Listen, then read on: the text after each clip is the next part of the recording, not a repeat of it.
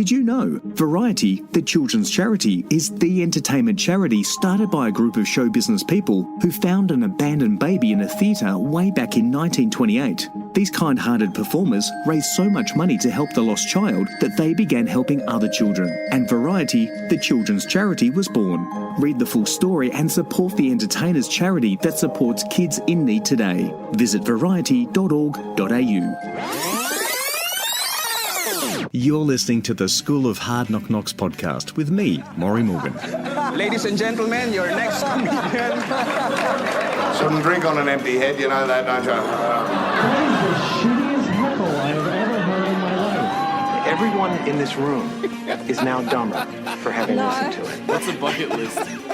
You have dangerously underprepared yourself for the shit that is about to get real. Adam Jacobs has popped the cherry of quite a few first-time stand-up comedians. You see, he runs an open mic night at Highlander Bar in the heart of Melbourne CBD and has helped hundreds of newbie comedians kickstart their comedy career. He's also an accomplished comedian, and in this School of Hard Knock Knocks podcast episode, we talk about his upcoming Melbourne International Comedy Festival show, Best Days of My Life, his terrible first time in Newcastle, and his blossoming movie career. And if you'd also like to kickstart your comedy career, the School of Hard Knock Knocks April course with Christine Basil from April 22 to 26 is quickly filling. Our March course was sold out, so if you're keen on popping your comedy cherry, don't dally. Book now. And now, here's Adam Jacobs. Are we here for a good time? Yeah! Are we all here for a good time? So is Chris. His number is listed on the toilet wall.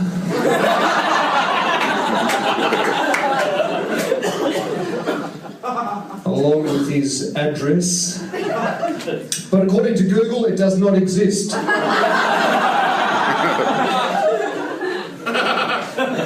Chris does not live at number 11 Inches Street.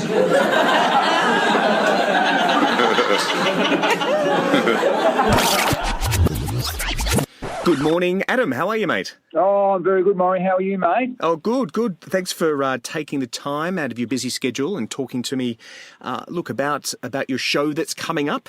It sounds like an interesting introduction of your life, Best Days of My Life. Yeah, well, I figured that I've been in a daze. I do want to talk about my life. And how do I do that? How do I talk about being in a daze for my life? So I came up with a focus on teaching because that's the industry I found myself in, and then trying to work with that and get across the idea that still really don't know what's going on. Oh, so it's about you don't know what you're doing. It's not you sitting on a sofa smoking a bong. No, it's a whole different type of days. Though I have done maybe I've done some of that before. No, I'm not saying you would never have done that. Yes. No, never. And that's at the Carlton Club. So you're just actually up the road on Burke Street from Swanston. I think it's a 5-minute walk from the town hall. Yeah, it is actually, and it's the first. Yeah, it's a good spot. I'm happy with it because it's a great little venue. It's got heaps of character, and it's the first time for me to be kind of, at the epicenter of it all and be close to the whole vibe. I'm loving it. But it's not the first time you've done Melbourne International Comedy Festival. This is your second show, isn't it? It is. I've had other shows and I've done spots and things for every show. Yep. So I did have another show, 2016, Anything Like Me, which if you were anything like me, you're probably a little bit dazed. Hey, that's where I got the name for this boom. Show. So there it is. No, that was 2016. So, I was pretty busy last year, mind you, though. So there's always lots of opportunities to be doing jokes in front of people. The festival's great like that. Yeah. And you have a great platform, because you have a weekly platform, I guess, to test your own material out and see what's working, what's not, because you run Highlander on Wednesdays, the open mic room. Is that right? I do, yeah. You send me a message and you can get up and tell some jokes. No, I've had quite a few people come along to do their first spot at Highlander ever. Wow! Getting up and they're saying, "Oh, it's my first time," And I think that should be kind of what Highlander's about. I've decided recently that, a chance for people to kind of give it a go, see what they reckon, see if they've got the chops, which of course we all have. I think we're all funny, aren't we, Maury, in some way? No? Odd. There's definitely odd people out there. I wouldn't say everyone's necessarily funny, but look, we have a golden rule at the School of Hard Knock Knocks. The golden rule is if somebody has said that you're funny, your mate, your mum, then you're probably funny. But if no one's ever said that to you, you're probably not funny. Okay. Well, at least that gets people thinking, don't they? And they can go out into their lives and think, hey, maybe I can get a bit of funny cred. How do I get some funny cred? Yes. Well, talking about funny cred, you've been in the comedy business for about 6 years now. How did you start? Did you end up walking into an open mic room for the first time and just trying material? How did it begin for Adam Jacobs? Oh, my first comedy spot was in Newcastle, New South Wales, of all places, which was a very dynamic kind of place in more than one way. If I don't know. When you say dynamic, does that mean you're dodging beer glasses? Yeah. A little bit like that. But it was a challenging environment, and it went terribly. Oh, it was awful. But it was a lot of learning that came out of the result of that. And I thought, no, I won't be defeated. And I went back to exactly the same room. I have to confess, it was a year later, and did okay.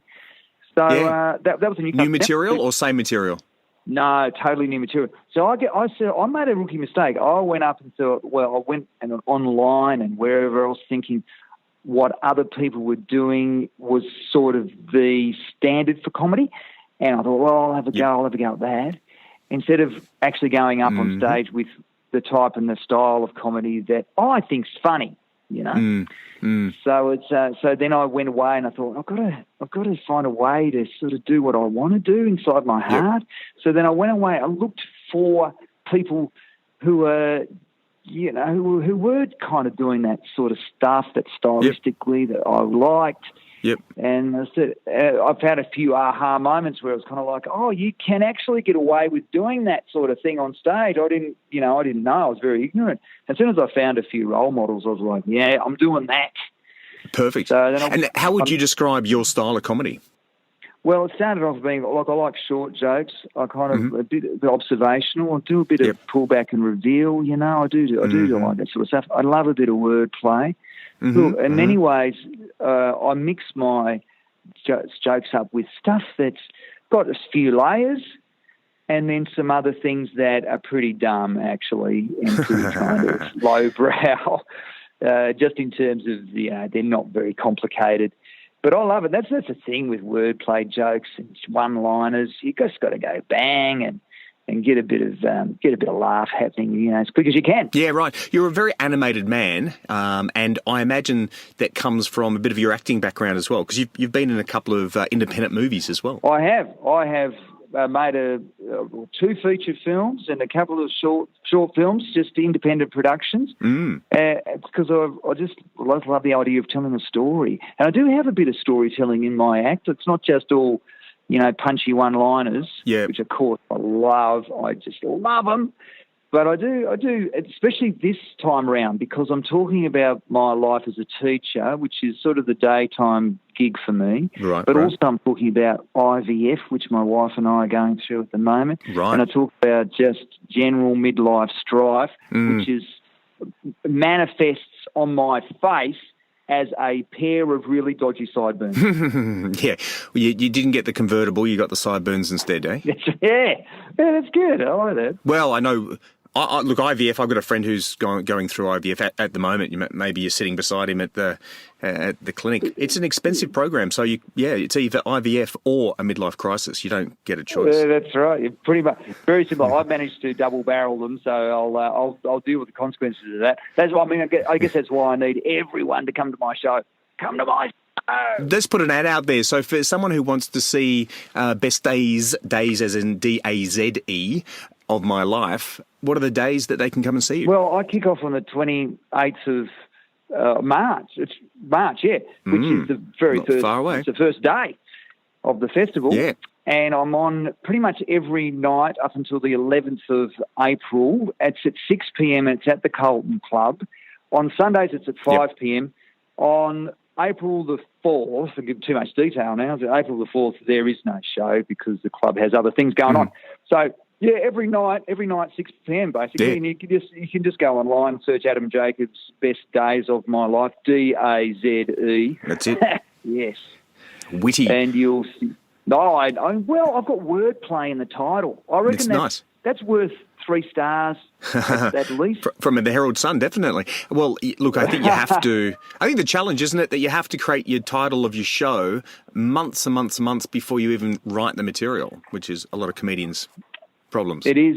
I must admit, I did have a bit of that issue. I was kind of like, well, how am I going to do something that tells people it's about teaching, that's also about other life factors? What are the magic words that's going to get everyone into the vibe, you know? Yeah. And so then I thought, well, people say school are the best days of your life, which I must admit I don't necessarily agree with, which is part of my show. So if you're like me, come along to the show, we can just unpack that together. So I thought, oh, yeah, but I didn't think that. So then I go, oh, yeah, of course, the wordplay, which I love. Bingo. I was like, okay. It's a dad joke. D-A-Z-E. It's a dad joke, and but you're not yet a dad, so, well, it's going to be a different show next year, hopefully. Well, this is the thing, I know. I'll have to maybe just be happy days. Happy days. Lack of sleep days. I don't sleep days. Well, Adam, I know you're a busy man and you possibly have to get along to a class after this interview. So, Adam Jacobs, fantastic. Thanks very much. Again, just for those listening, Best Days of My Life. Go and see it at the Carlton Club in the city. It's just a hop, skip and a jump away from the Town Hall up Burke Street. And you're there, well, there's many nights to grab you either at 6 or 5 p.m. That's about it. Wow, that's beautifully put, Maury. And thanks very much for the time, mate.